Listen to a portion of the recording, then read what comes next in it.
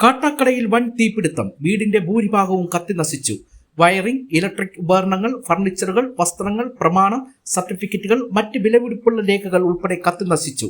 രണ്ടാം നിലയിലും ഇലക്ട്രിക് വയറിലൂടെ തീ പടർന്നു കയറി. നാട്ടുകാർ അറിയിച്ചതനുസരിച്ച് കാട്ടാക്കട അഗ്നിരക്ഷാസേന സ്ഥലത്തെത്തി തീ നിയന്ത്രണ വിധേയമാക്കി. വീട്ടിൽ ഉണ്ടായിരുന്ന പാചകവാതക സിലിണ്ടർ ഉൾപ്പെടെ സേന എടുത്ത് പുറത്തിട്ടാണ് വൻ അപകടം ഒഴിവാക്കിയത്. സമീപത്ത് ഒരു വശത്ത് വലിയ ഫർണിച്ചർ സ്ഥാപനം, മറുവശത്ത് വീടുകൾ എന്നിവയും ഉണ്ടായിരുന്നു. നാട്ടുകാരുടെ അറിയിപ്പ് അനുസരിച്ച് അഗ്നിരക്ഷ എത്തി നിയന്ത്രണ വിധേയമാക്കിയതിനാൽ മറ്റിടങ്ങളിലേക്ക് തീ വ്യാപിച്ചില്ല. കാട്ടാക്കട തൂങ്ങാമ്പാറ കിള്ളി റോഡിൽ കുളത്തുമ്മൽ CSI പള്ളിക്ക് സമീപം ഷാജിയുടെ സ്റ്റാർ ഹൗസിലാണ് തീപിടുത്തമുണ്ടായത്. ഉച്ചയ്ക്ക് 12 മണിയോടെയാണ് സംഭവം. ഈ സമയം വീട്ടിൽ ആളില്ലായിരുന്നു. ഷാജി, ഭാര്യ അഞ്ജു, ഷാജിയുടെ മകൻ ആനന്ദ് എന്നിവരാണ് ഇവിടെ താമസിക്കുന്നത്. ലക്ഷക്കണക്കിന് രൂപയുടെ നാശനഷ്ടം ഉണ്ടായി എന്നാണ് പറയപ്പെടുന്നത്. ഷോർട്ട് സർക്യൂട്ട് ആകാമെന്നാണ് പ്രാഥമിക നിഗമനം. ജനൽ ചില്ലുകൾ പൊട്ടിച്ച് ഇതുവഴി വെള്ളം ചീറ്റിച്ചും വാതിൽ ചവിട്ടി തുറന്നും അകത്തേക്ക് വെള്ളം ചീറ്റിച്ചുമാണ് സേന വീടിനുള്ളിൽ പടർന്ന തീ കെടുത്താൻ ആരംഭിച്ചത്.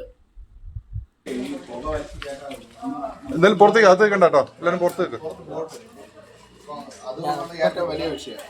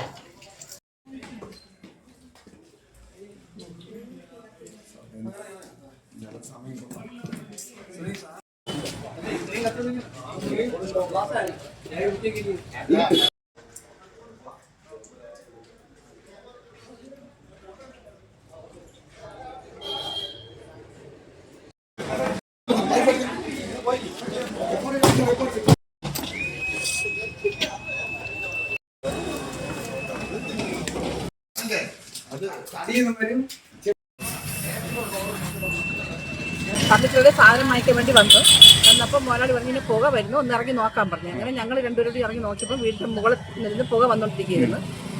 അങ്ങനെ ഫയർഫോഴ്സിനെ വിളിച്ചറിയിച്ച് അവർ വന്ന് എല്ലാവരും വാതിലൊക്കെ ചവിട്ടി തുറന്നു.